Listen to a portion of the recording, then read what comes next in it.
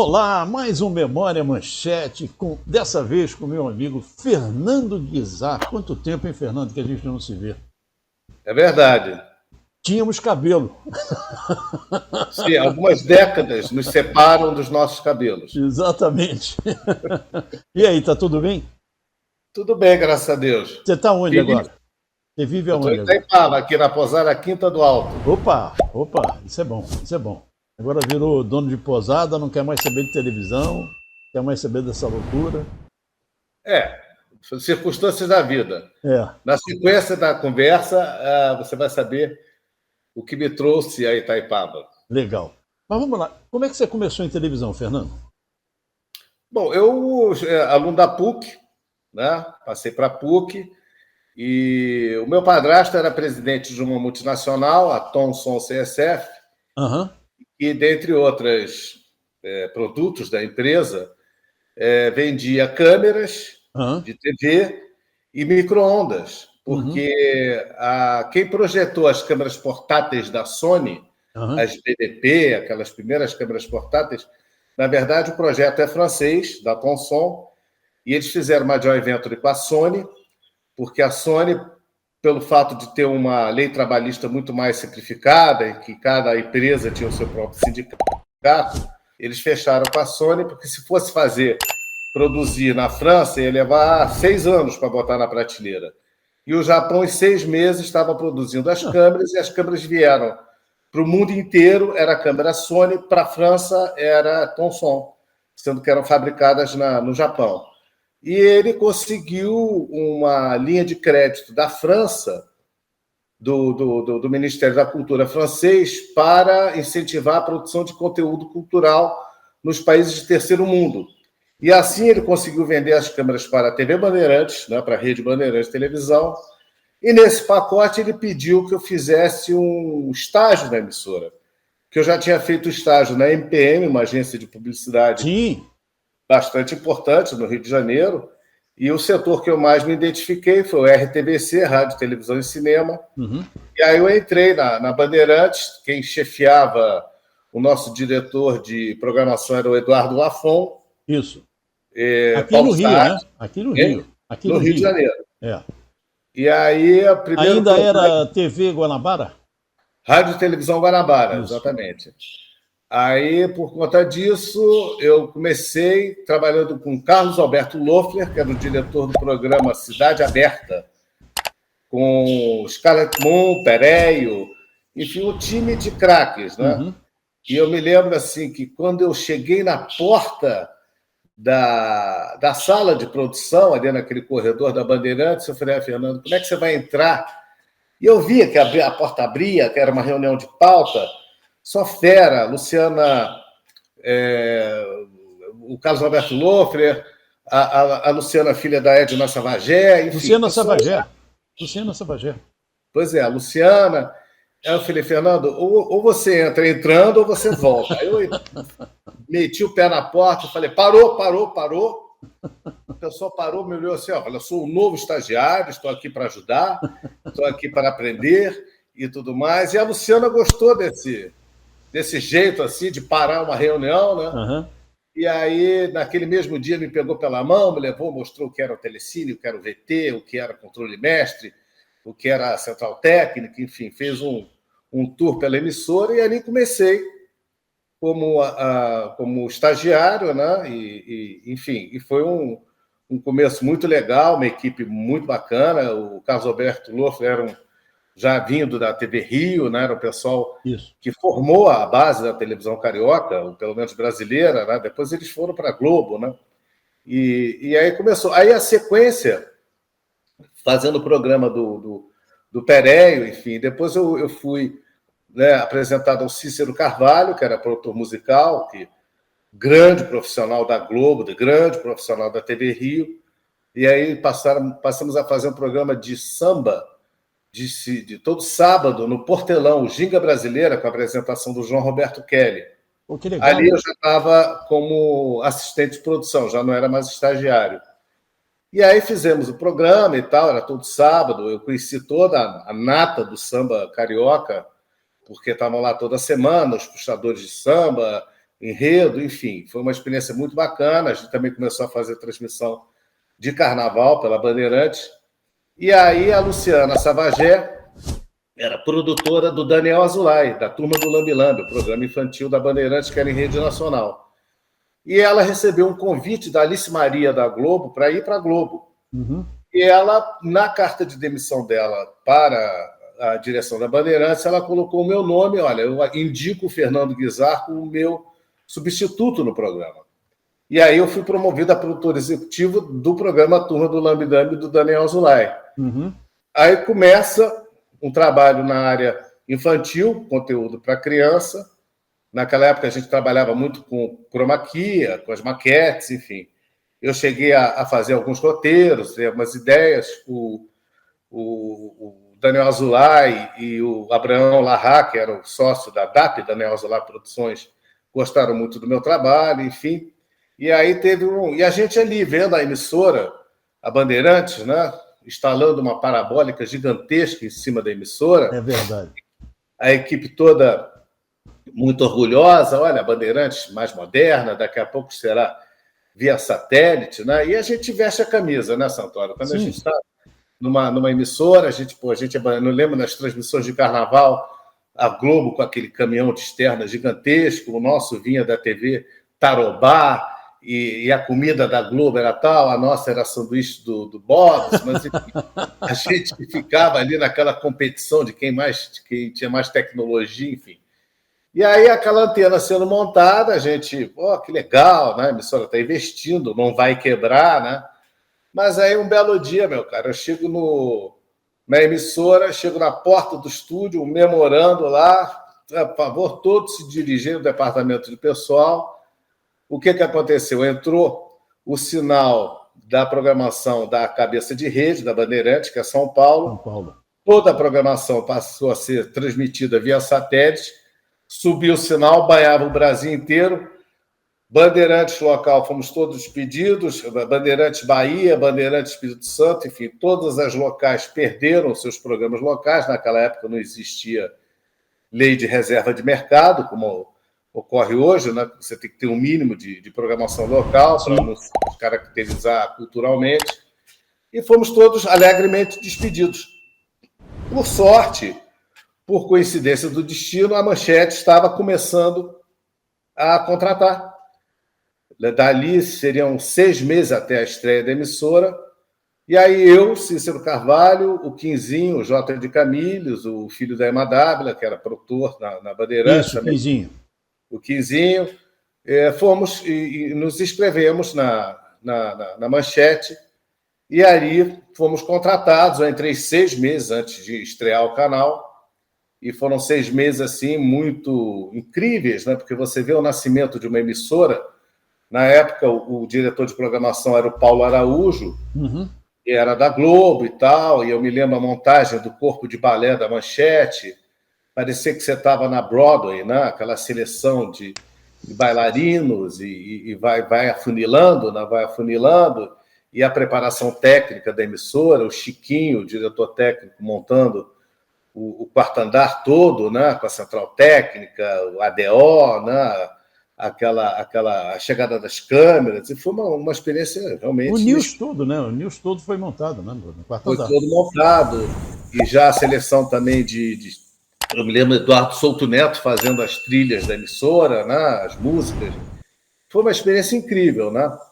E já vendo ali, né, o luxo que era a Manchete, né? A gente ia almoçar no 3º andar, era suplá de prata, né? Salpicão peito de peru defumado, com maçãzinha, enfim, era o ritmo da Bloco Editores. É verdade, né? É verdade. E nós entramos, você sabe, quando a Manchete assumiu o Canal 6, por contrato, boa parte dos funcionários, os últimos funcionários da TV Tupi, tiveram que ser recontratados, né? Era uma exigência contratual. E ali eu já senti um clima assim de ciumeira entre o pessoal da Bloco Editores. E entrou uma turma mais antiga ali da Tupi, com alguns maus hábitos, tipo jogar ponta de cigarro no mictório, né, e tal. Ali eu já senti uma ciumeira, né? Porque no momento, era a cereja do bolo, era a emissora, né? Aquela correria para estrear e tudo mais. E aí eu, como produtor executivo, nesse período, fiquei junto com o Cícero Carvalho, a gente selecionando os artistas que iriam compor o Mundo Mágico, né? O programa de estreia, e a gente ficou muito focado nessa estreia, né? O que vai ser a estreia, um momento assim de botar a emissora no ar, enfim. E eu sei que foi ao ar, né? No programa de estreia. Eu tive a grata experiência de trabalhar com o Nelson Pereira dos Santos. Nelson Pereira dos Santos, exatamente. Que foi o diretor. E ali, Santoro, eu sentia assim, porque na Bandeirantes a gente tinha um sentimento assim, muito família, né? Era uma emissora menor no Rio de Janeiro. Todo mundo se conhecia, todo mundo sabia mais ou menos o que cada um tinha que fazer. Já na Manchete veio gente da Globo, gente da Tupi, misturando com o pessoal da família Bloch, e todo mundo querendo mostrar muito trabalho e tal. E o Nelson, com toda a delicadeza, a educação, eu diria a doçura dele, ele foi encaixando aqueles egos, não brigando com ninguém. Eu nunca vi Nelson Pereira dos Santos era um espetáculo de pessoa. Mas doce figura. Aí eu me lembro Aldir Ribeiro, que veio da Globo querendo dar golpes de lente às imagens. Ele pode fazer o que você quiser, meu filho. E ele ali apoiando com o Dib Lutz, fazendo aquele plano sequência. Uhum. O Dib, um talento também, uma doce figura, né? Com a câmera, ele ficou com a Ikegami, né? Para lá e para cá, fazendo o making-off da coisa e tal. Enfim, estreou-se, né? Foi no ar, e no dia seguinte aquele problema. O que vamos botar no ar, né? Aí a Manchete já tinha, através do Ricardo Lardman, que virou um grande amigo também, que trabalhava com o Wilson Cunha, tinha lá os desenhos animados, né? Uhum. Desenhos animados espanhóis e tal. Eles preferiram, por questão financeira também, optar pelos japoneses, desenhos animados espanhóis, enfim. E ficou aquela demanda, como é que a gente vai botar os desenhos animados no ar? E o Adolfo Bloch teve a ideia de chamar a Xuxa. E a Xuxa, na época, era figurinha constante nas capas do meio da revista Ele e Ela. Que era, vamos dizer, a revista Playboy da Bloch Editores. Né? E aí eu me lembro, a primeira vez que eu fui conhecer a Xuxa, Fernando, você tem que ir lá levar o roteiro e tal. A gente preparou um roteiro de sequências de apresentação dos desenhos animados e tal. O cenário da Xuxa foi, na verdade, o primeiro cenário do Clube da Criança foi o cenário da Zizi Posse, no Mundo Mágico, do Arlindo Rodrigues, né, que era o cenógrafo da emissora. E era um cenário que não tinha nada a ver com criança, eram cópias roxas, uns chifres, espirais, parecia uns sorvetes cibernéticos, uma coisa assim, mas enfim, montou-se aquilo. E eu fui conhecer a Xuxa. Cadê a Xuxa? A Xuxa está lá com o Vanderlei, o fotógrafo, no estúdio de fotografia. Indalécio Vanderlei. Indalécio Vanderlei. Aí eu cheguei naquela porta de estúdio, eu entrei assim, estava a Xuxa com a Luísa Brunet lá no fundo, perto lá daquela folha, naquele ciclorama lá das fotos, as duas só com a parte de baixo do biquíni. Aí eu entrei assim, assustei, né? Aí a Xuxa, que é isso, menino? Vem cá e tal. Ai, é o meu produtor e tal. Aí a Luísa Brunet, ai, que chique e tal. Eu cheguei ali, meu cara. Aquelas 4 peras me olhando assim. E eu meio sem graça, né? Eu falei, não, olhando para baixo assim, a Xuxa, que isso, você nunca viu? Eu falei, já, Xuxa, já vi, mas aqui, ó, tem que chamar o Lorde Gato, o Marmaduke, o Dom Drácula, o dia da gravação e tal, e foi assim que eu conheci a Xuxa, né? Uhum. Aí, assim, e Luísa Brunet naquela data, e Xuxa, você imagina, eu não consegui dormir umas 3 noites, né, depois daquela cena. Aí, enfim, aí começamos. Aí eu me lembro que... Luísa Brunet, no ano anterior, ela tinha sido madrinha da seleção brasileira, na Copa da Espanha. Sim. Estavam no auge da beleza, né, Santoro? Ela Dijon, ela era manequim da Dijon. Ela era exclusiva da Dijon. Eu sei. Do Humberto Saad, não é isso? Humberto Saad. É porque eu trabalhei como atendimento na agência do Giovanni. E uma das contas que eu atendi era Paulo Giovanni. Paulo Giovanni. Nosso amigo Petropolitano. Petropolitano. Bom, aí, Xuxa, vamos falar de Clube da Criança. Aí eu me lembro que a primeira gravação, e não foi foi praticamente o piloto que foi ao ar, né? Rubens Furtado desceu para dirigir, outra figura super querida, super educado, enfim.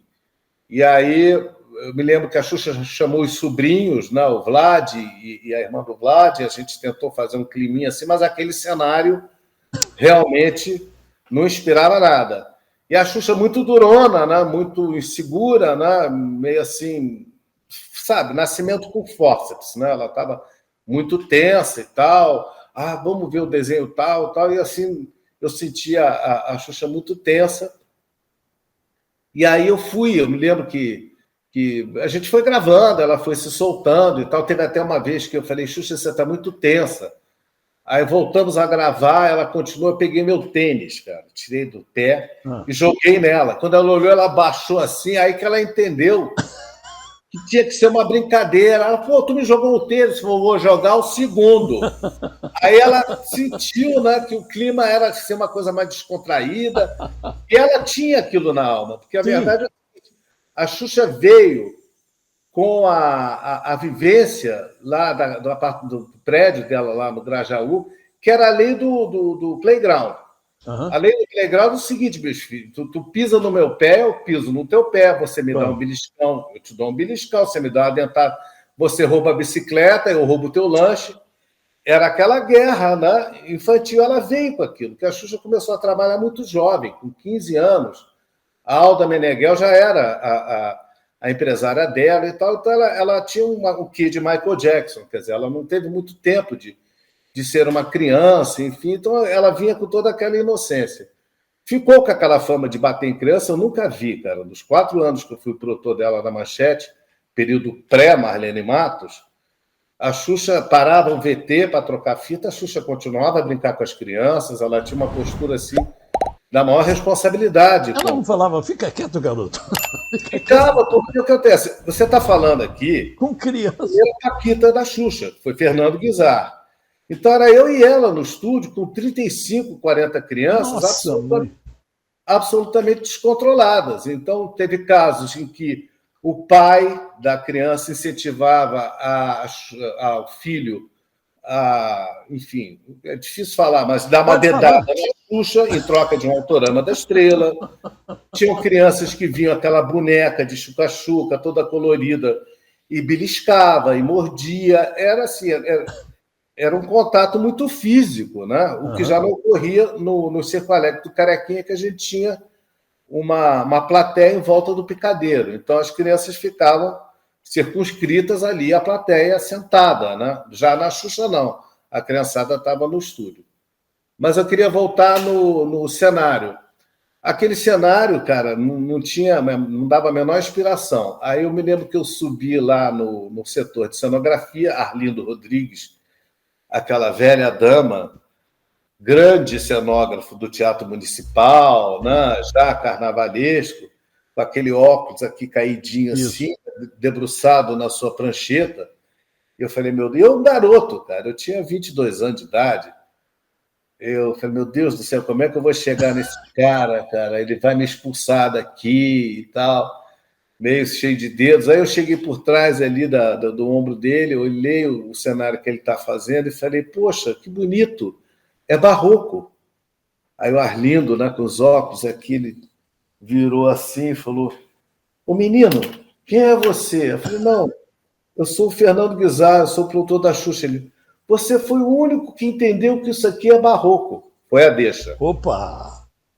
Não, tá lindo, imagina esses torneados, essa colunata.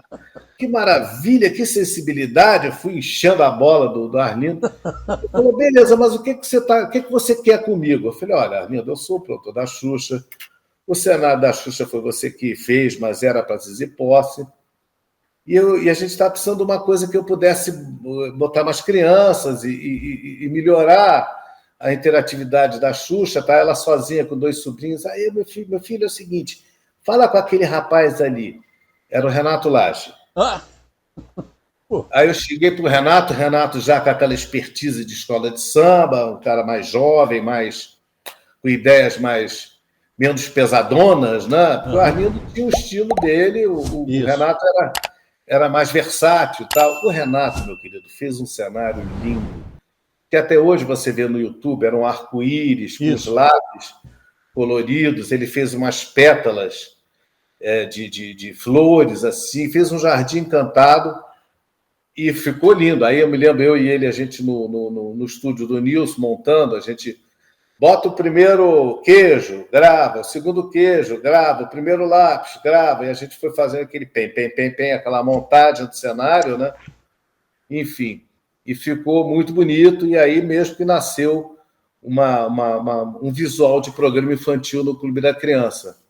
E aí, meu caro, a gente foi levando, a Xuxa, depois do tênis na cabeça, ela soltou, começou a brincar, começou a ser ela mesma, mas ela tinha uma diferença com o diretor, que foi um diretor que veio nesse pacote TV Tupi, que era o Carlos Alberto Santos, conhecido como Carlos Piteirinha.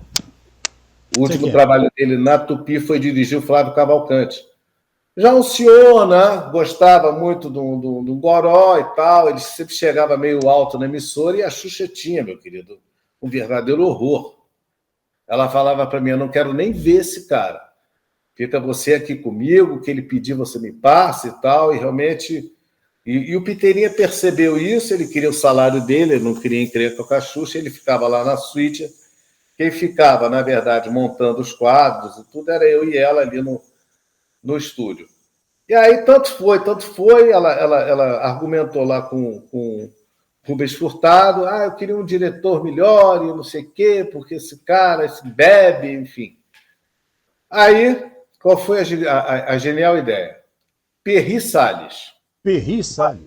O maior diretor de pornochanchadas do mercado cinematográfico brasileiro me adentra a sala... Era casado com a Vera Fischer. Vera Fischer, e fez dela uma excelente atriz de pornochanchada. Então ele veio com aquela expertise pornochanchada década de 80, né, que era rebuceteio, né? Elas querem poder, aqueles títulos assim, capciosos e tudo mais. Veio o Perry Salles, que era uma pessoa esfanética, né? Ele tinha um carisma, né? Ele arregalava os olhos, tinha aquele vozeirão, né? E não, Xuxa, vamos revolucionar. Deixa eu ver que figurina era. A Nete Cota, a figurinista da Xuxa, que fazia aquela linha infantil, roupinhas coloridas e brinquinhos de queijinhos coloridos, chuca-chuca, era uma coisa infantil. Ele está muito babaca e tal, nós vamos mudar isso. Você não tem uma fantasia em casa, não, Xuxa? A Xuxa tem, eu tenho uma fantasia de Bat Masterson. Aí o Perry, sem perguntar detalhes, não, mas que maravilha, amanhã então você venha gravar com a sua fantasia de Bat Masterson. Aí foi embora, né? Foi aquela reunião rápida e tal, vou revolucionar tudo, porque não sei o que e tal, agora vamos fazer uma nova Clube da Criança. E eu falei, o Perry foi embora, eu falei, Xuxa, me desculpe aqui, cara, que fantasia é essa de Bat Masterson? É uma fantasia muito legal, o chapeuzinho coco, a bengalinha. Falei, pois é, mas onde é que você usou essa fantasia? No baile do vermelho e preto. Bonitão. Era um maiô cavado que vinha aqui, já pagava a polpa dos 2 peitos, descia em fio dental, entrava na bunda e vinha aquele V aqui, né? Era Clube da Criança. E tinha uma gola, assim, tipo uma gola de carequinha, assim, uma gravatinha. E você vê essa imagem até hoje, tem na internet, essa foto dela com essa roupa. Mas eu não sabia. Ela falou, não, Batmaster. Eu lembrava que era uma série, que era um cowboy almofadinha, no né? Velho Oeste ele nasceu. Ele nasceu e tal, ele vinha todo arrumadinho de coco, bengalinha e tal. Bicho, quando ela chegou no dia seguinte, cara, que ela botou a fantasia, o Perry Salles, perfeito! E tal. E era o cenário do Renato Lage, aquelas flores, né? Aquelas pétalas. O Perry pediu um gelo seco, né? Então aquilo ficou meio etéreo, né? Com aquela fumaça. pediu para as crianças se deitarem de barriga para cima.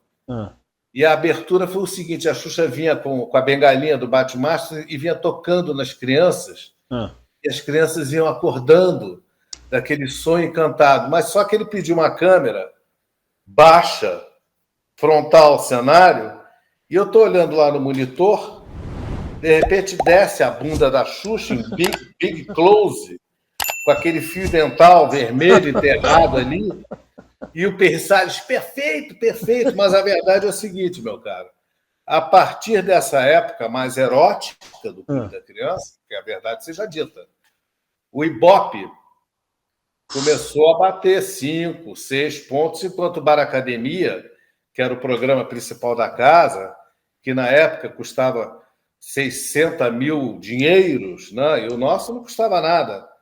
Porque, por exemplo, o nosso programa tinha, assim, custava o custo da equipe, da luz, dos câmeras, enfim, mas não tinha uma verba para fazer o programa. A gente começou a bater um Ibope forte, e o Bar Academia ali dando ponto na revisão, lá eu me lembro que pedia para revisão, para não perder os patrocínios. E aí começou o sucesso, né? Porque o papai em casa falava: filhinho, está na hora do Clube da Criança. Aí, o filhinho ia lá e ligava o programa, né? E aí a gente começou a fazer sucesso, e eu me lembro que eu cheguei precisava de um prêmio, né? Não tinha nada para a gente dar para as crianças. Aí eu fui na Bloch Educação, que era dirigida pelo... Pedro Bloch. Não. Oh, meu Deus. Mas, enfim, eu cheguei... Bloch Educação, Arnaldo Nisquier? Arnaldo Nisquier. Arnaldo Nisquier. Fui lá na sala do Arnaldo Nisquier, porque eu falei: vem cá, a Bloch não tem revistinha gibi? Não, tem, porque eu vi na banca, né, os gibis da Bloch, da editora Bloch. Gibizinho, tipo Patinhas, claro, e tal. Não me lembro quais eram os personagens, mas tinha uma linha de 5, 6 títulos. Aí eu fui lá na sala, que já era daquele lado de lá do prédio, né? Não era no prédio onde ficava a emissora. Fui lá no Arnaldo Nisquier. Quando eu chego na sala, a lateral da sala dele toda de ser uma pilha grossa de gibis que não vendiam nas bancas, que eram retornados à editora, no caso, na sala dele. Aí eu falei: Arnaldo, poxa, eu estou fazendo a produção do Clube da Criança, você não quer me ceder essas revistinhas aqui para eu dar de presente? Eu montava uns kits, né? Uma de cada, ficava um pacotinho. Ele: pelo amor de Deus, leve isso daqui. Aí o Arnaldo foi o primeiro que cedeu conteúdo de prêmiozinho, né? E eu usava aquilo muito para comandar as crianças, né? Eu fazia uma chantagem, né? Porque o meu truque, enquanto Paquito, era o seguinte: chegava o grupo das crianças, entrava um grupo de 35, 40 crianças, eu olhava, via um menininho mais velho, a menininha mais velha, e contratava. Falei: ó, já ganhou o kit de revistinha, você também, e vocês vão comandar, você, a menina, comanda as meninas, e você dava um status, né? Sim. Botava de assistente de produção, aquilo subia na criança. Ó, você é incumbido de organizar a fila, você também, a criança fez bagunça, não se comportou, tira da fila da brincadeira e tudo mais. E assim eu conseguia controlar, né? Subornando com revistinhas da Bloch Educação. E assim foi. E aí a gente começou realmente a trazer. Aí eu comecei a me preocupar o seguinte, porque, por exemplo, o Wilson Cunha, Ricardo Largman, que era o departamento de cinema da Manchete, isso. O Ricardo Largman, que era mais ou menos da minha idade, ficou amigo, veio para o sítio da minha família aqui em Itaipava, né? Porque eu já frequento Itaipava desde a década de 80, tive o privilégio de ter família com sítio aqui e tal. Aí eu convidei o Ricardinho e tal, e ele me falando: não, Fernando, a emissora tem um custo alto em dólar, né, na compra dessas séries de desenho animado. E a gente estava gastando muito desenho animado, porque até então a Xuxa fazia um sorteiozinho e tal, e chamava o desenho animado. Não tinha conteúdo nacional. A programação inteira do Clube da Criança era baseada em desenho animado. Aí eu comecei um trabalho de trazer os artistas do Rock Brasil, Paralamas, Sangue da Cidade, Ursinho Blau Blau, Kid de Abelha, Léo Kid de Jaime. Abelha, enfim, e depois também trazer o pessoal do Grupo Sem Modos, que era aqueles fantoches, e começamos a esticar o programa, menos desenho, né? E mais conteúdo nacional. Mais E aí produção realmente mesmo. nasceu o Clube da Criança. A gente começou. Eu fui aluno do Colégio Andos, né? Eu sou da família dos Flecha Ribeiro, e Eu tinha. estudei lá. Pois é, Estudei eu lá. sou primo dos Flecha. É. E você se lembra, no Andos tinham festas de juninas Uhum. muito bacanas, né? Sim, é Corrida de verdade. saco, colher no ovo, né? Pau de sebo, né? Tinha essa tradição no Colégio Andes, que era muito legal. Né? As festas juninas no Andes eram Eram marcantes. as festas. Eram as festas, você ia com roupa de caipira, aquela coisa Isso. toda, e eu trouxe essa lembrança para o Clube da Criança.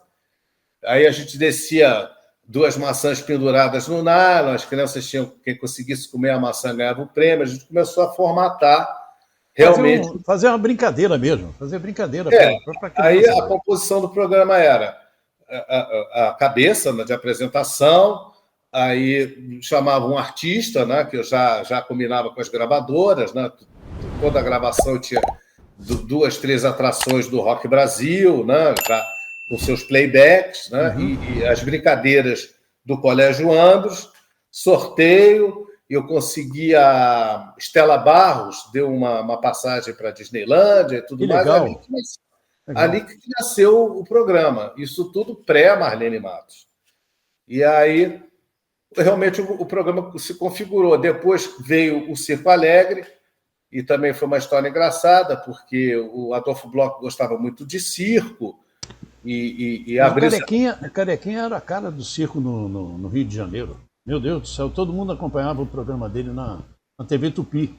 Depois ele foi para a Manchete. Teve TV Rio também, né? TV Rio também, é. TV Rio. E era o Fred, era o assistente e tal, que faleceu, tinha outro anão que também faleceu. Aí o Cícero Carvalho falou: Fernandinho, olha, tem que descolar um anão, vamos começar o Clube da Criança, porque, na verdade, quando estreou a Manchete, Santoro, eu era responsável por 50% do tempo de programação, porque a Manchete estreou com um período experimental, começava meio-dia, terminava meia-noite. Isso. Então, meio-dia começava, acho que era um telejornal, uma coisa assim, depois entrava a programação infantil, que levava a tarde inteira, Clube da Criança e Circo Alegre, isso. E depois entregava já para o jornalismo. Eu acho que entrava a Manchete Esportiva, se não me engano. Do Paulo Stein, né? Da equipe do Paulo Stein, que eu tive o prazer de trabalhar com eles, né? De conviver com eles na Bandeirantes. O Guedes, o Stein, todos vieram da Bandeirantes, né? Super queridos. Eu nunca vi gente tão educada, tão querida, né? no ambiente de televisão, que nem sempre esse é o espírito, né?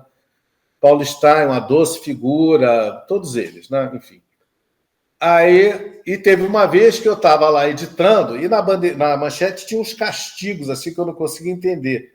Eu editava o programa da Xuxa, eu gravava as cabeças, depois eu pegava as fitas e ia lá colar os desenhos animados e tal, preparar o programa montado. Você mesmo editava?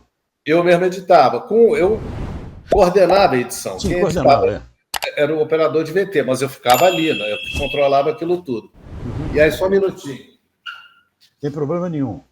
Aí, eu tô lá editando em pé, né? Naquele VT que você não podia sentar, não tinha banco. Já cansado, né? Dia inteiro de gravação, ainda tinha que montar uns 2, 3 programas para deixar de stand-by e entrar no ar no dia seguinte, né? Aí me chega Pedro Jack Capeller, né? Conhecido como Jaquito, olhou para minha cara, para o operador de VT e falou: sai daí que eu preciso dessa máquina. Eu já estava meio emputecido, eu falei: perfeito, pode ficar, tu é o dono mesmo, né? Mandei tirar as fitas e tal, botei lá dentro da caixa, peguei, desci as escadas e fui pegar meu carro. Eu tinha uma Fiat 147 vermelha. Entrei na Fiat, estacionada ali na frente do Color Bar, né? Aí eu tô saindo em primeira com o carro, aí veio o Paulão, chefe da segurança. Paulão? Querido Paulão. Fernando, o Jaquito tá te chamando. Eu falei: olha, o Jaquito acabou de me liberar, tá usando o meu VT, eu estou indo para casa. Não, pelo amor de Deus, ele vai me despedir, porque tinha essa coisa colégio interno lá na Block, né? Aí eu falei, voltei. Aí o Jaquito, eu não sabia que você era o editor do Xuxa, não sei que, desculpa.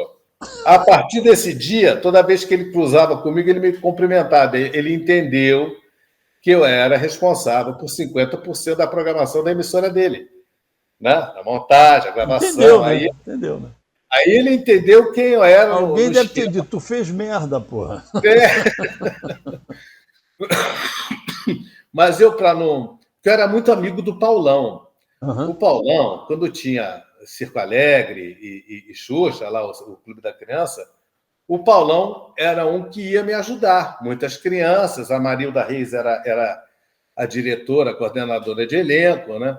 Então tinha muita criança, tinha a questão dos juizados de menores, o Paulão ficava lá dando um apoio. Mas o Paulão era um negão bonito, sempre de terno, impecável, né?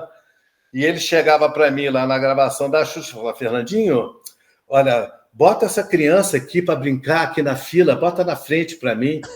Eu falei, Paulão, beleza, deixa eu ver, cadê a mãe dela? Tá ali, é aquela loura ali. Eu falei, beleza, me dá a criança aqui. E eu fazia fechamento com o Paulão, porque o Paulão era o chefe de segurança. Eu falei, tudo que o Paulão me pedia, a gente era amigo, ele era muito querido, né? O Paulão acho que não faleceu. Eu tive com o Paulão lá, ele mora ali no Flamengo. Eu tenho até uma foto que eu fiz com ele, o Paulão já estava mais velho, mas o Paulão era pau para toda a obra lá na Manchete. Quem teve que na nosso último encontro de 41 anos foi o Gilberto Gavino. Lembra do Gavino? E ela lá de baixo também, era chefe da segurança lá embaixo também. Lá na portaria. Mas o Paulão sempre me aparecia com uma criança. Não, bota aqui na frente. Eu falei, Paulão, beleza, eu boto, mas eu quero ver a mãe. É aquela morena. Eu falei, tá bonita essa, hein, Paulão? Ele tomava conta das crianças e das mães também. Era a alegria delas todas. Isso é muito bom. E aí, o que aconteceu? Eu era muito garoto, né? Eu vim de uma experiência curta na primeira fase da Bandeirantes e a Manchete já estava se amadurecendo como emissora e veio Maurício Sherman. Maurício Sherman trouxe... Hello, Moto. Maurício Sherman trouxe... Ai, meu Deus. Agora não é hora. Maurício Sherman trouxe a Marlene Matos, né? E deixa eu recusar isso aqui. Sem problema nenhum. Você está me ouvindo? Eu estou te ouvindo, normal. O Otávio Mesquita, por atender o telefone, era um amigo dele português, quando ele estava... Ele cantou a música que ele cantava para a Mariquinha, a dona Mariquinha. Doido. Otávio é uma figura. Eu só vou dar um recado aqui. Sim. E o que acontece? A Marlene era secretária do Maurício Sherman. E o meu convívio ali com o pessoal do quarto andar era assim, né? Ali ninguém tinha privacidade, era aqueles aquários de vidro, né?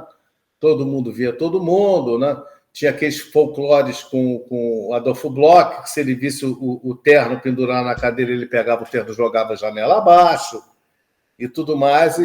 E ali eu comecei a ver, né? Chegando o Maurício Sherman tomou conta do Bar Academia e tudo mais, era o grande programa da casa, e a Marlene veio como secretária, aí a Marlene começou a aparecer lá na gravação da Xuxa. Eu me lembro uma frase, a Marlene lá, Xuxa, você é uma gracinha, e não sei o quê. E eu comecei a ver umas coisas dentro da produção lá, da equipe lá do Sherman e tal, que eu não gostei. Eu não vou nem tocar no assunto, que isso pode até gerar processo. Mas eram feitas coisas assim, a nível de orçamento, de cenário e tudo mais, que eu não gostava, porque eu via que uma coisa era de um preço, saía por outro e tudo mais, aquilo já começou a me criar uma certa distância, porque eu sou de uma escola do Cícero Carvalho, que era um cara que nunca podia imaginar dar um tombo financeiro na emissora, fazer qualquer coisa do gênero. Era uma equipe de gente honesta. E aquilo já começou a me dar uma pulga atrás da orelha.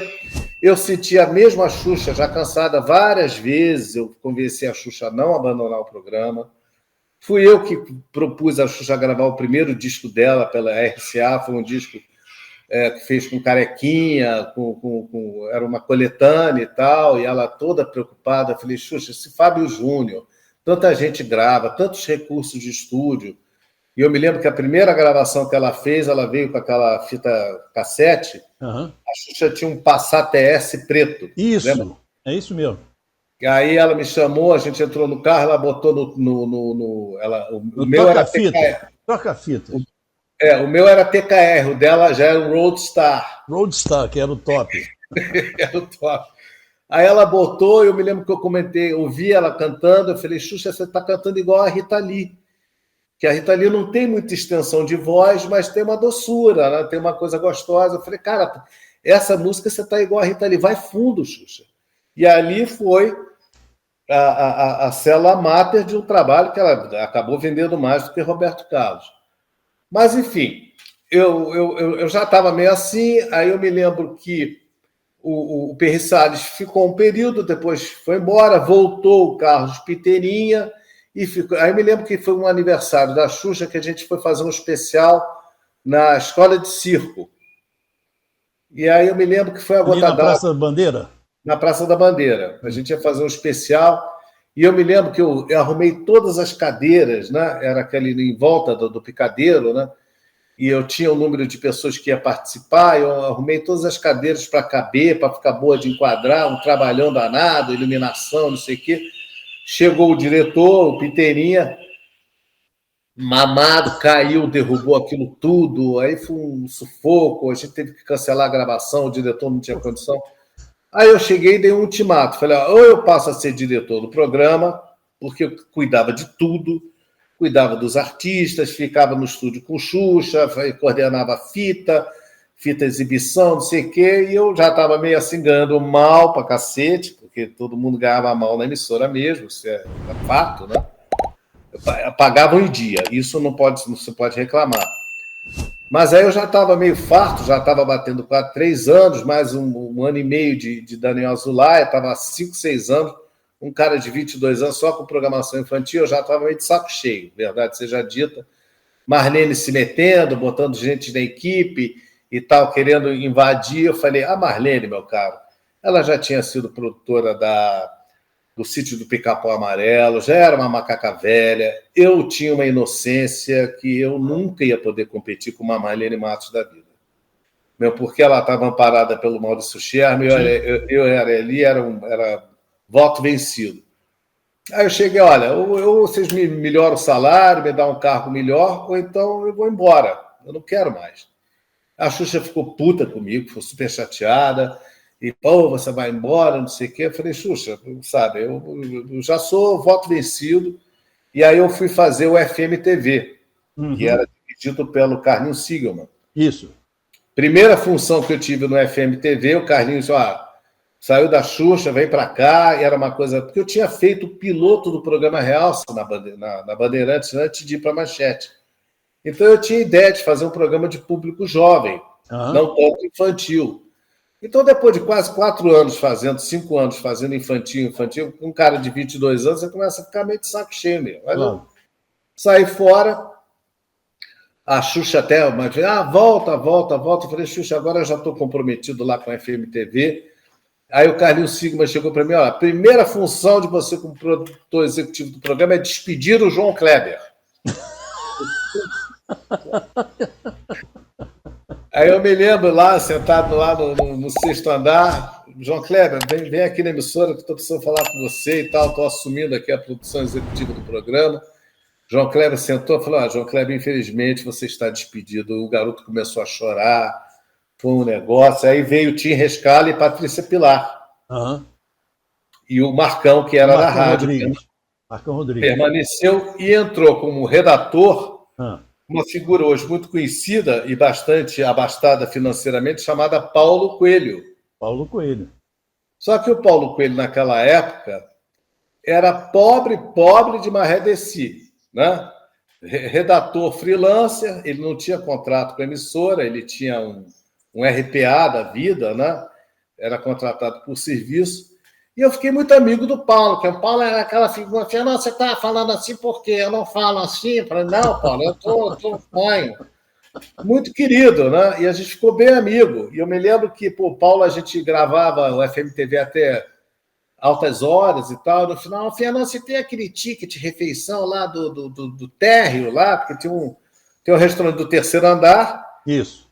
E tinha um restaurante da equipe, da turma lá, da maquinária e tal, que era lá no térreo, né? Atrás, isso. Lá no fundo. E eu, cara, N vezes eu dei ticket de refeição dos meus, que a gente que era funcionário, eles descontavam um X do salário e te dava aquele bloquinho, né? Isso. Tipo um vale-refeição da própria Bloco. Mas várias vezes eu salvei o estômago de Paulo Coelho. E o Paulo Coelho, meu caro, ele tinha liberdade total. Né? E a gente passou a ter uma linguagem meio pânico, né? Não era tão rígido. E aí, em vez de ter aquele cenário lá do videogame, que parecia uma nave espacial lá do FMTV, a gente fazia séries com outros cenários.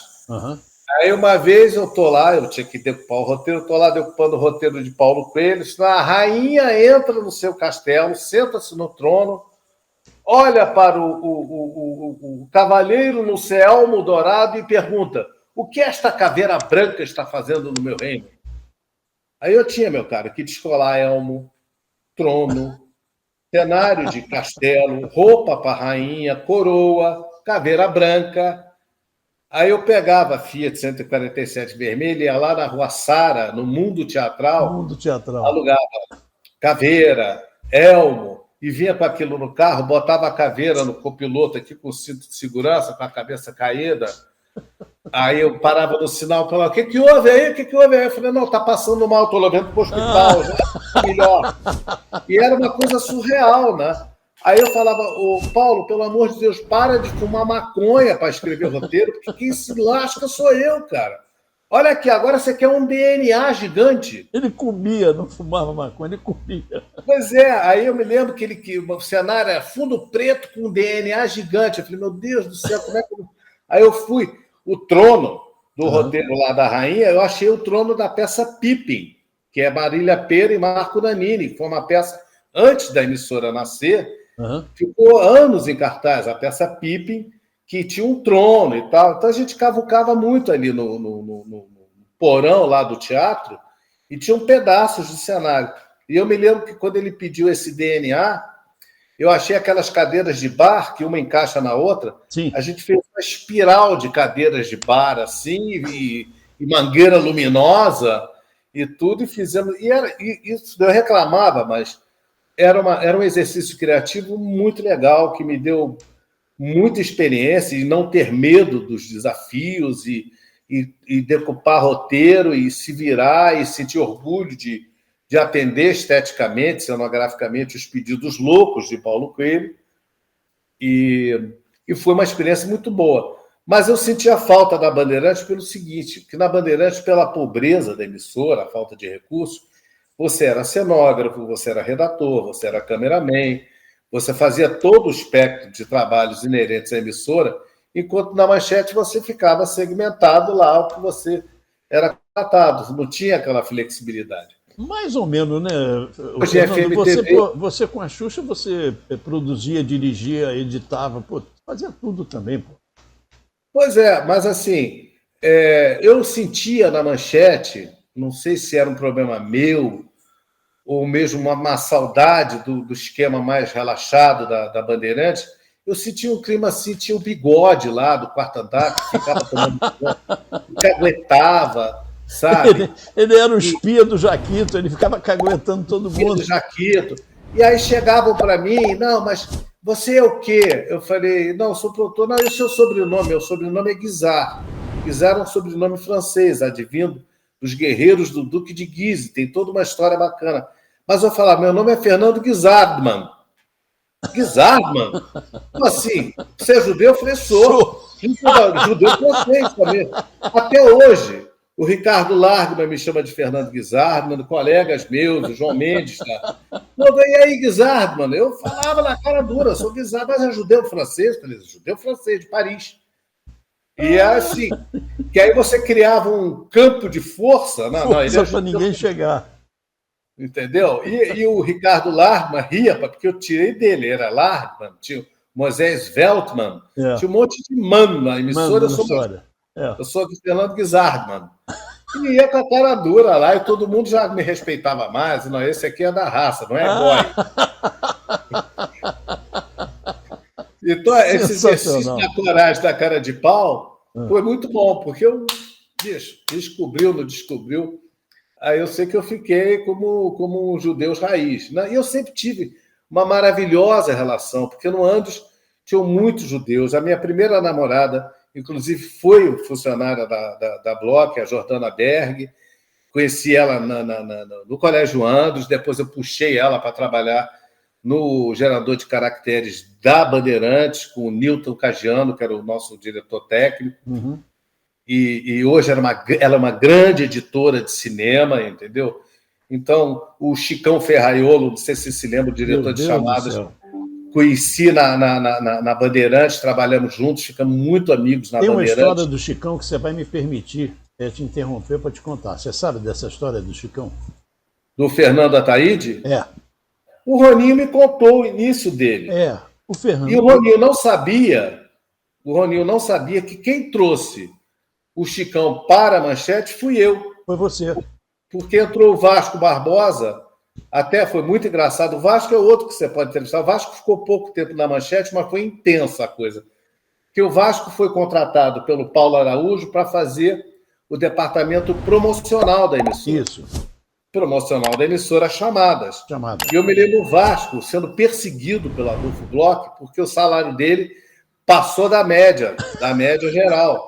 E o Bloch ficou puto da vida, que esse cara que eu vou despedir. Aí eu sei que o Bloch apontava lá no hall do elevador, falava: Vasco, se esconde aí que o Bloch está vindo aí. E o Bloch ficava perseguindo, tentando achar para despedir. Aí o Vasco entrava debaixo da mesa, que era um lugar que não poderia ser visto, e o Adolfo ficava passando: passou, pode sair. E o Vasco falou: pô, não sei o quê, não tem quem faça chamada. Eu falei: cara, chama o Chicão. Porque o Chicão não foi despedido, mas ficou meio vendido lá na Bandeirantes, entendeu? Porque a programação estava... Ele ia ser despedido. O Chicão, essa história que o Rony ficou triste de não ter lembrado, o Chicão, ele ficava bebendo no bar ali da Álvaro Ramos. Ficava por ali, era meio hippie, ele dormia. Bar Pompeu. É isso. Aí ele ficava por ali, ele dormia por ali, entendeu? E ele sabia muito de cinema. E alguém contou para o Fernando de Ataíde, né, que nessa época estava na TV Bandeirantes, tinha esse cara. Ele falou: chama esse cara, vem para cá. O Chicão era quase que um mendigo. E aí ele foi para lá, ele foi para a Bandeirantes. O Fernando ensinou as coisas para ele, ele foi começando. E o Chicão depois, você levou o Chicão para a TV Manchete. E o Chicão fez produção de chamadas maravilhosas junto com o Rony. O Rony tinha o Chicão como um pai, sabe? Porque realmente o Chicão era um gênio. Ele era um gênio. Infelizmente ele morreu. Mas o Chicão era um gênio. Ele tinha uma cabeça maravilhosa. E essa história de um cara que era quase mendigo, e o Fernando de Ataíde, que é dono da Publitape. Você conhece o Fernando de Ataíde? Onde eu fazia o WTN. O Chicão, meu convívio com o Chicão na primeira fase Bandeirantes, era diário, e eu via o estilo de fazer chamada do Chicão.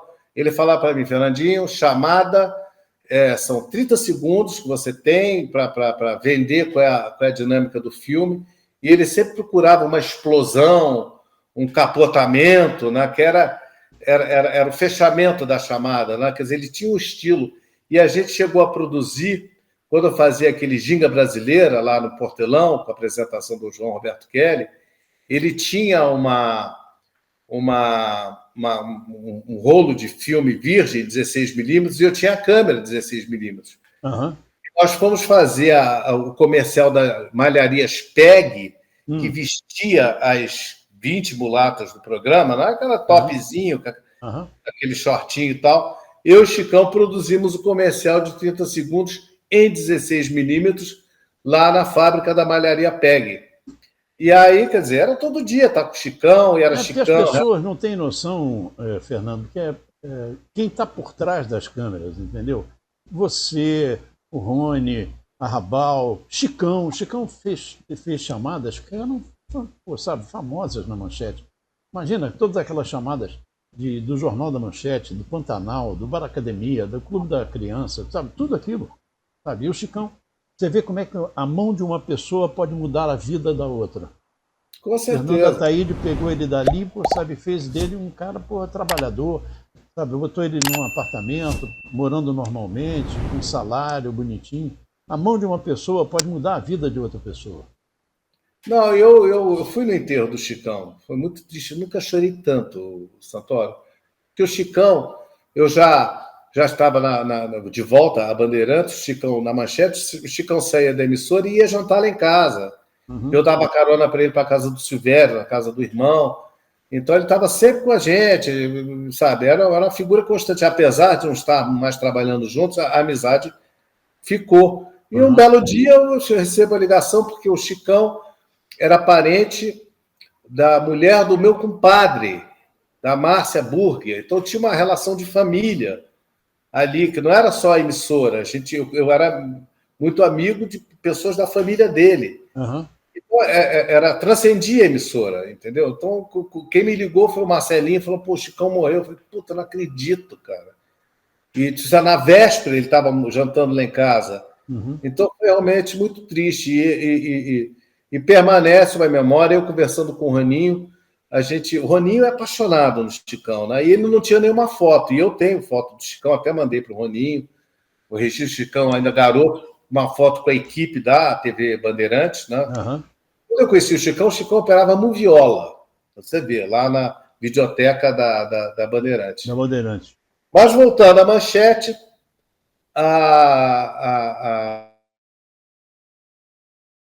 Você estava fazendo FM TV. Você estava fazendo FM TV. Já estava meio de saco cheio daquilo tudo, já não sentia o mesmo tesão e tal. Aí saí. Eu me lembro que eu cheguei para o Moisés Velho e falei, Moisés, eu estou indo embora.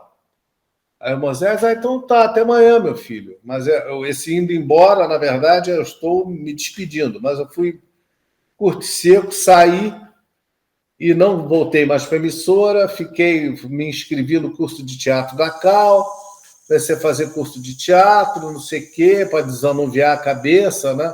Algumas frustrações com Xuxa, vendo que, poxa, não era aquelas fases, você vai, de repente você está noutra, né?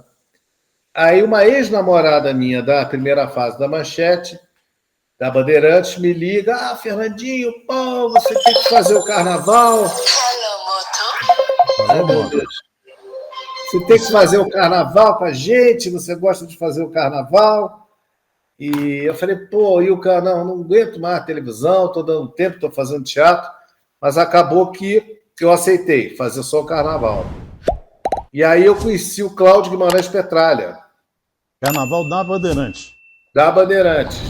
Que era muito divertido, vamos combinar, né? Era os bailes no Scala, Magnatas Tênis Clube, Tijuca Tênis Futebol Clube, e Baile do Havaí. Otávio Mesquita começou lá, né? Não, mas isso é antes. Otávio, né? Eu fui produtor do Otávio no Carnaval. Eu entrei nos banheiros do Scala Gay com o Otávio Mesquita para filmar as bichas fazendo xixi sentada, que é o auge da bichice, né? A bicha não mija em pé, mija sentada. E o Otávio Mesquita... Mas a produção que eu mais gostei de fazer foi o ano que eu trabalhei com a Rogéria. Espetáculo de pessoa. Espetacular, e eu falo francês, e a Rogéria também, e a gente ficava brincando, e ela sabia, a Rogéria, ela foi maquiadora, cabeleireira da TV Rio, depois ela foi de Carlos Machado, ou seja, ela conhecia a nata da vagabundagem carioca, a nata da sociedade carioca, ela trafegava naqueles mundos como ninguém. Uhum. Ela era aceita pelas famílias ricas cariocas, como era aceita, era mais ou menos a mentora das outras travestis, dava conselho, era de uma educação incrível, de uma cultura popular carioca incrível. E eu me lembro uma vez coordenado pelo Eduardo Lafon, fazendo transmissão do Carnaval na Sapucaí, já no fim da transmissão, a gente saía do ar umas 3h30 da manhã, por aí, devia ser umas 2h30, e eu era encarregado de catar celebridades para levar no estúdio da Bandeirantes, que ficava num camarim lá perto da passarela, né? Isso. A passarela dos fotógrafos. E eu estava quase na concentração, quando enfiei a cabeça assim, por debaixo das pernas do segurança do camarote lá, eu vi o Paul Mouriat. Paul Mouriat é um maestro francês, né? E eu falando em francês, Monsieur Paul, il faut faire la interview la plus grande chaîne de télévision do Brasil, pardon, viens avec moi, não sei o quê. Comecei a puxar o Paul Mouriat, de repente um grito desesperado de dentro do camarote lá. Não, o menino da Bandeirantes está levando o maestro, que era Nana Caymmi. A Nana veio, segurou no meu pescoço, você não pode levar, ele está incógnito, porque eu estou gravando meu disco, todo mundo vai querer chamar ele também. Eu falei, Nana, só tem um jeito de eu não levar o Paul. Ele, qual é? Você vem no lugar dele. Aí eu vou. Peguei Nana Caymmi pelos braços, atravessamos aquele corredor de serviço que tem por trás ali dos camarotes, entreguei Nana Caymmi para Rogéria. Rogéria, maravilhosa, Nana Caymmi, maravilhosa. Fizeram uma puta de uma entrevista com palhinhas e tudo. Aí eu me lembro Lafon no meu fone. Parabéns, Fernando. Olha, sensacional. Olha, última entrevista. Agora nós vamos segurar só com desfile. E aí liberou Rogéria, porque a Rogéria ia desfilar, Império Serrano, não sei qual era a escola. Rogéria, Guizar, estão liberados e tal. Agora vamos segurar só com desfile e tal. Fechamos a transmissão com Nana Caymmi e Rogéria, chave de ouro. E nesse ano, meu padrasto estava recebendo o presidente da Thomson, que era irmão do presidente da França. Era o Philippe Giscard d'Estaing, irmão do Valéry, que era o presidente. Uhum. Aí eu falei, beleza, estou liberado. A Thomson tinha alugado um camarote onde era a Brahma ali, né, que era no segundo andar, era mais alto, né? Uhum. Ficava naquela, não era assim no nível da pista, era no segundo andar. Eu falei, Fernando, liberou, vai lá pegar uma mordomia e tal. Eu me lembro que eu cheguei no stand, lá no camarote, minha mãe usando coque tipo Evita, né? As francesas todas duras, todo mundo passava a escola. Eu falei, puta, eu vendo aquele clima, naquela adrenalina de Rogério, sei que, cheguei aquele camarote frio, né? Os franceses, todo mundo fazendo umas caras assim de que estava sentindo cheiro ruim. E eu falei, pô, beleza, né? Sentei lá, o garçom veio me deu um copo de uísque, parecia um Maracanã, comi lá um salgadinho. Quando eu tomei aquele uísque, aquilo baixou assim, já deu aquela relaxada, né? Aí eu olho assim, meu caro, vem um carro alegórico com a Rogéria, rainha do Teatro Rebolado, de plumas, tomara que caia em strass prata, batendo aquele cabelão dela, rodando o boá, e veio, né? E eu olhando assim, admirando, pô, que legal, lembrando, né, todos os 40 dias que nós trabalhamos juntos, pô, que bacana, que experiência, né? Foi trabalhar com a Rogéria e tal, e assistindo, né? Literalmente assistindo a performance da Rogéria. Bicho, o carro veio, parou em frente ao nosso camarote para a bateria entrar. Isso. A Rogéria rodando aquele boá, rodou. Quando ela rodou, ela me viu, que eu estava assim a 5 metros dela, né? Bonitão. Ela caiu de joelho, começou a fazer um show para mim, batia peito, jogava boá de pluma, beijos, e querido, meu amor, aquele show, e peito, e bunda, e não sei o quê. Os franceses, c'est pour qui ça? C'est pour nous, o lalá, o lili, lulu e tal. Aí eu falei, não, meu, vai, Rogéria, beijo, obrigado, querido, no coração, vai, Rogéria, vai. A francesa, não, esse aqui é a minha mãe querendo explicar. Não, ela é uma artista que tem piroca. Porra, uma maneira mais suave de explicar quem é a Rogéria. Não, ela tem piroca. Eu falei, não, mamãe, ela é uma artista e tal. Eu sei que aquele banho de performance da Rogéria no camarote deu uma levantada na francesada, aí acordou o camarote, né? Aí as francesas se soltaram, merci, au revoir, aquele negócio todo assim, com alegria, né? Rogéria deu aquele banho de adrenalina, né? Beijos e beijos, queridas. Então, sabe, Histórias de televisão, teve a história do Laíla também. O Laíla, quando a Xuxa namorava o Pelé, a criançada que vinha participar e brincar no Clube da Criança eram filhos de funcionários, né?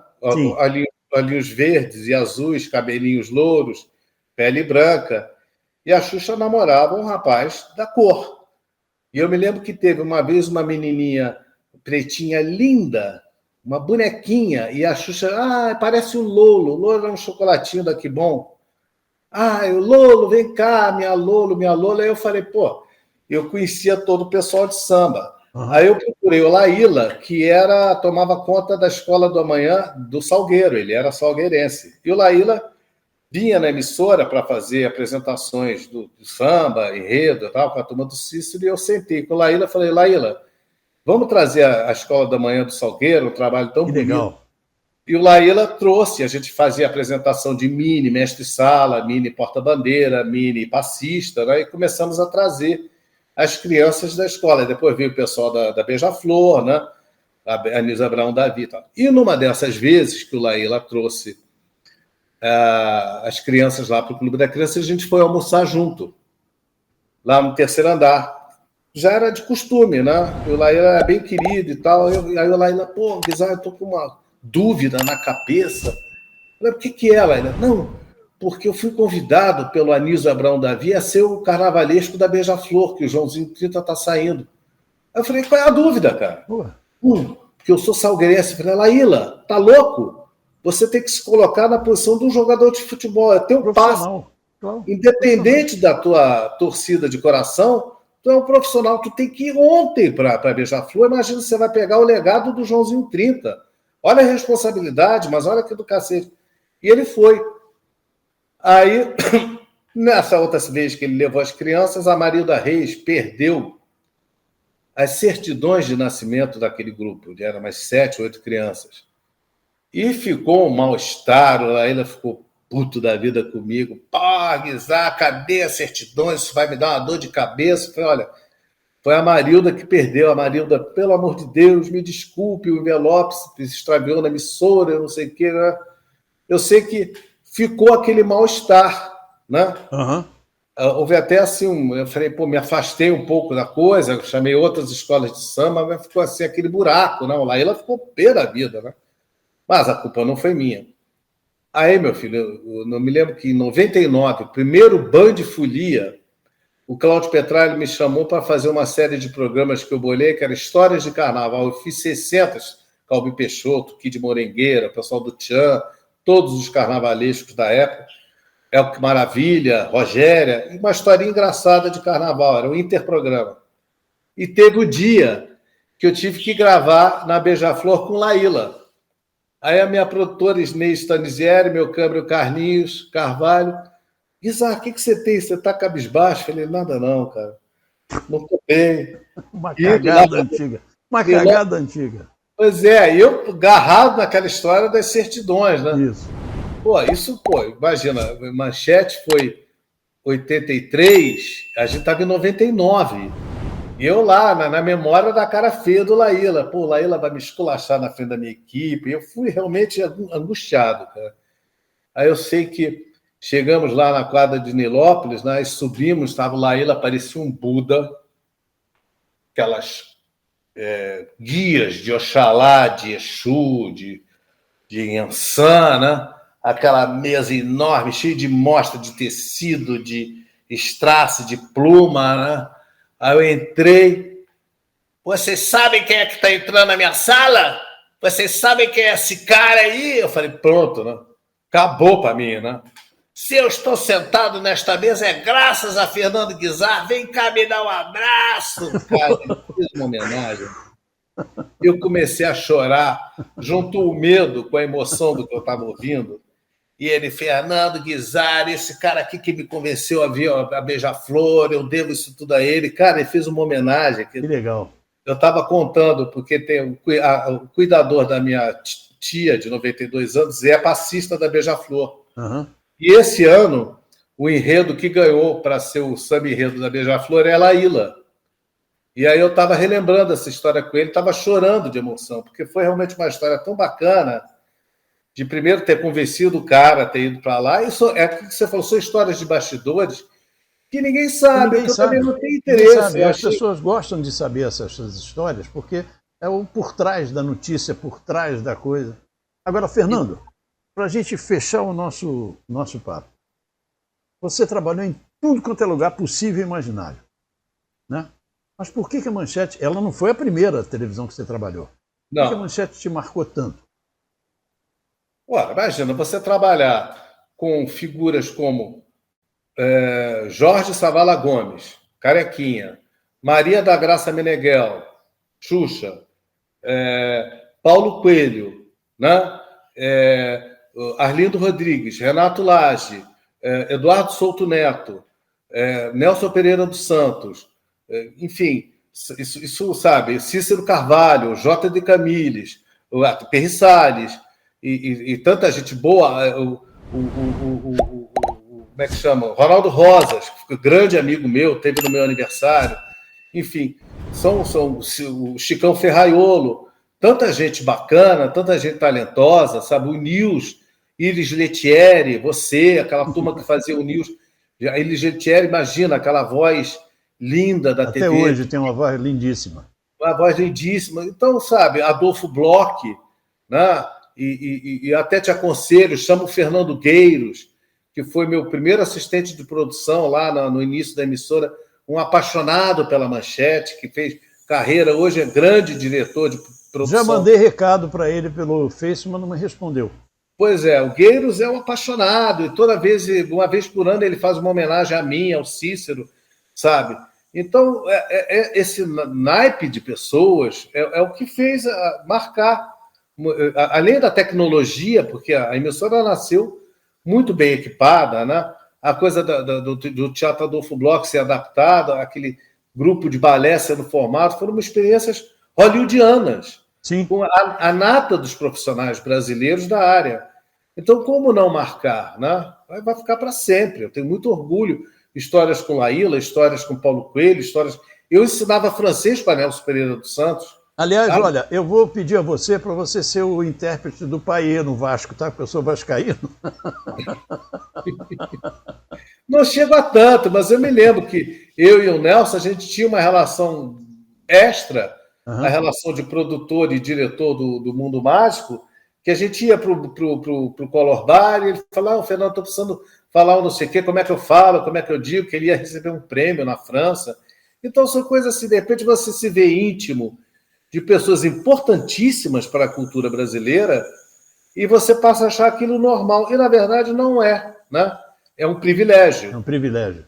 Então, isso é o que marcou. E até hoje, na posada, eu estou fazendo 10 anos de posada. Eu criei essa posada para cuidar da minha mãe. E foi uma promessa que eu fiz ao meu padrasto no leito de morte dele. Né? Ele cuida de sua madre. E a posada eu fiz para bancar a situação. Minha mãe estava condenada a 6 meses de vida, durou 10 anos e 4 meses.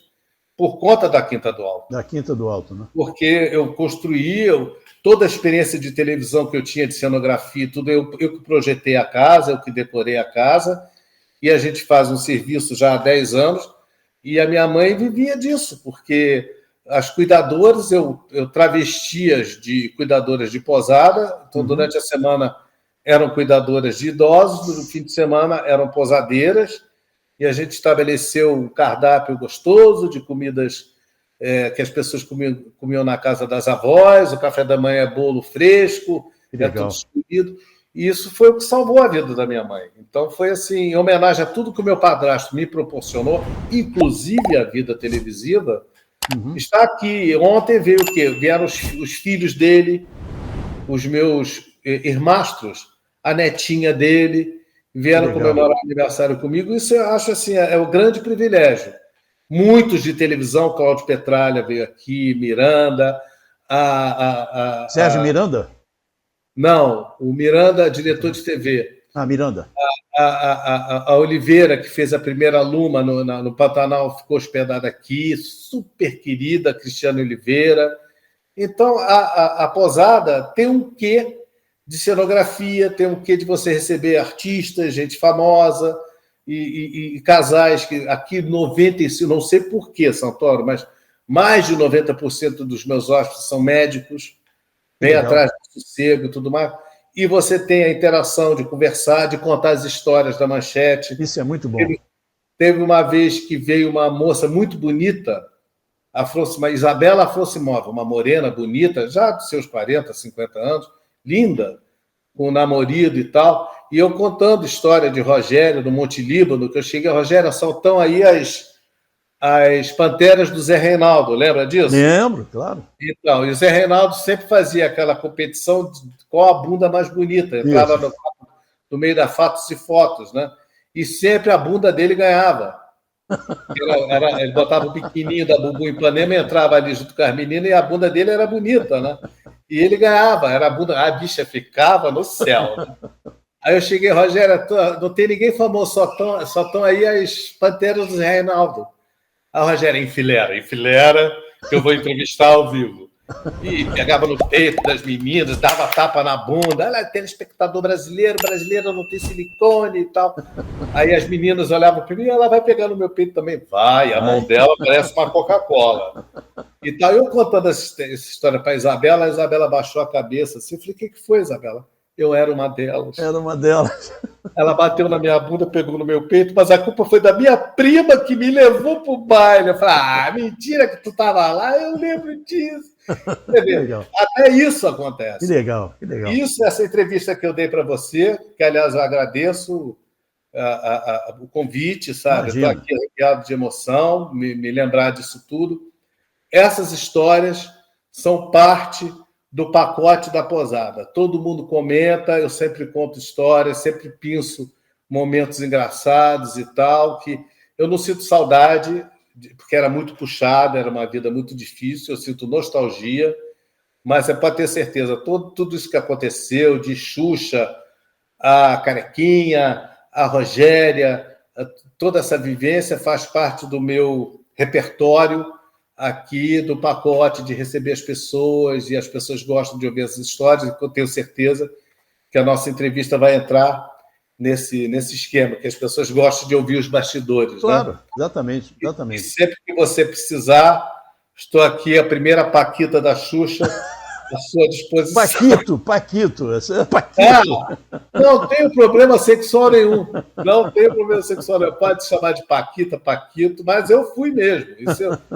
Eu até estava vendo esses documentários aí de Xuxa e eu saí da história, né? Porque a Marlene teve um despontar com a menina tão grande, eu jamais seria capaz de fazer o que Marlene fez, com toda humildade digo isso, mas a verdade, quem deu o pontapé inicial foi o baixinho aqui, tenho muito orgulho disso. As pessoas, mas você não quer que as pessoas saibam? Eu falei, basta eu saber. Eu sei do que eu fiz, eu sei do que eu ajudei. Eu acho que no meu livro tem uma foto sua com a Xuxa, não tem? Provavelmente. Eu acho que tem uma foto sua com a Xuxa. Eu te agradeço, porque... Se não me engano, tem sim. Eu acho que tem sim. Eu não me lembro onde é que está, mas eu me lembro que essa imagem veio à minha mente agora quando você falou. Falei, ou pelo menos eu recebi e não consegui colocar na história, mas eu me lembro que tinha uma foto sua com a Xuxa, você ainda novinho, entendeu? Sim. Com a Xuxa, uma coisa assim. Se não me engano, tem isso no meu livro, sim. Não, você não sabe, cara. Eu, quando voltei para a Bandeirantes, eu vim com o projeto de fazer um programa jovem, né? Eu cheguei a citar.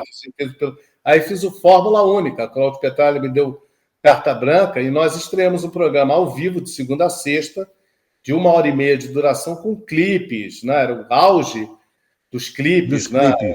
A fase. Então, e eu no começo era apenas o diretor do programa, o criador do programa, e começamos com Alberto Brizola, o Nani, que fazia o Bozo no SBT, a Karina Cooper, que era do Asdrubal, trouxe o trombone, e o Fernando Multedo, que era bailarino da Manchete, que eu chamei para apresentar. Boa pinta, muito engraçado.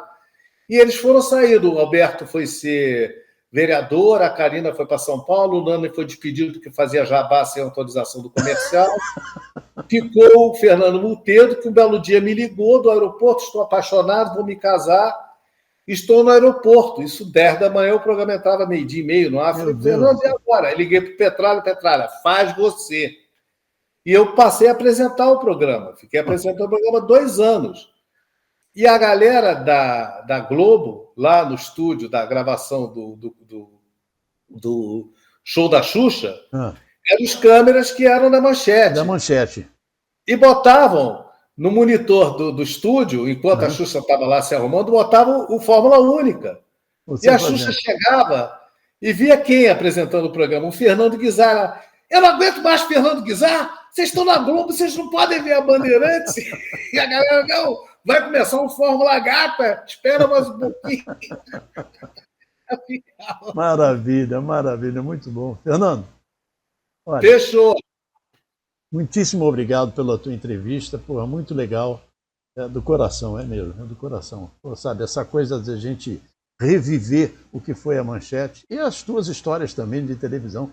É muito bom saber que você está bem, sabe? E te agradecer por essa entrevista tão legal, tão humana, tão humana. Eu que te agradeço. Seu trabalho é muito bacana, eu te admiro, não é de hoje. Não vamos citar as décadas que se passaram.